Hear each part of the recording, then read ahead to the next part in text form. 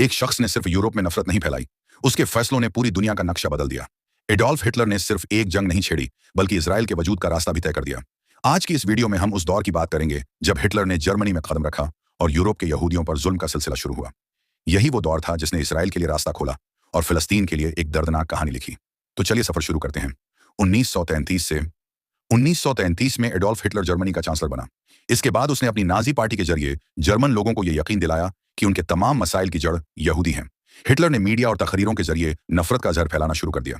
इसके बाद 1935 में उसने नूरेमबर्ग कानून नाफिज की। यहूदियों से उनकी जर्मन शहरियत छीन ली गई, उन्हें स्कूलों, अस्पतालों और सरकारी नौकरियों से निकाला गया। अब उनके साथ दूसरे दर्जे के शहरी जैसा सुलूक होने लगा। इसके बाद 1937 में आई क्रिस्टलनाख्त, एक ऐसी रात जब जर्मनी भर में यहूदियों के घर, दुकानें और इबादत गाहें तोड़ दी गईं। हजारों लोग गिरफ्तार हुए, कई का कत्ल कर दिया गया। यही वो रात थी जहां से होलोकॉस्ट का आगाज हुआ। इसके बाद 1939 में हिटलर ने पोलैंड पर हमला किया और दूसरी जंग अजीम शुरू हो गई। ये जंग सिर्फ सरहदें जीतने के लिए नहीं थी, हिटलर का मकसद एक पूरी कौम का सफाया करना था।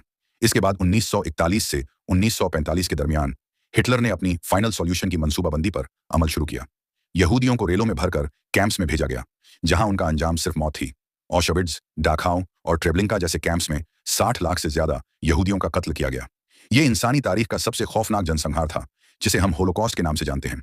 इसके बाद 1945 में जब जंग खत्म हुई तो एलाइड फोर्सेस ने जर्मनी को शिकस्त दी और इन कैंप्स को आजाद कराया। दुनिया ने जो देखा उसने इंसानियत को हिलाकर रख दिया। तस्वीरें, वीडियोज और गवाहियां इस कत्लेआम की गवाही बन गई।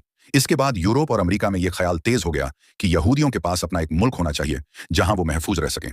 जायनिस्ट रहनुमाओं ने इस तस्वुर को सियासी तहरीक में बदल दिया। इसके बाद उन्होंने ब्रिटेन और अमेरिका पर दबाव डाला। ब्रिटेन पहले ही 1917 में बैलफोर डिक्लेरेशन के जरिए यहूदियों को फिलिस्तीन में वतन देने का वादा कर चुका था। अब होलोकॉस्ट ने इस वादे को हकीकत में बदलने की जमीन तैयार कर दी। इसके बाद फिलिस्तीन की तरफ यहूदियों की हिजरत तेज हो गई। यूरोप और रूस से हजारों यहूदी आए और जमीनें खरीदना शुरू कर दी। फिलिस्तीनी अरबों को यह अपने वजूद के लिए खतरा महसूस हुआ। लेकिन अब पूरी दुनिया इसराइल के साथ थी। एक शख्स की नफरत, उसकी जंग और उसका जुल्म सिर्फ यूरोप तक महदूद नहीं रहा, उसने फिलिस्तीन के दिल में भी आग लगा दी। हिटलर ने सोचा था कि वो यहूदियों को मिटा देगा, मगर उसकी नफरत ने एक नया मुल्क पैदा कर दिया, इसराइल। और इस नए वजूद ने एक पुरानी कौम फिलिस्तीन के लिए सिर्फ दर्द, हिजरत और तबाही लिख दी।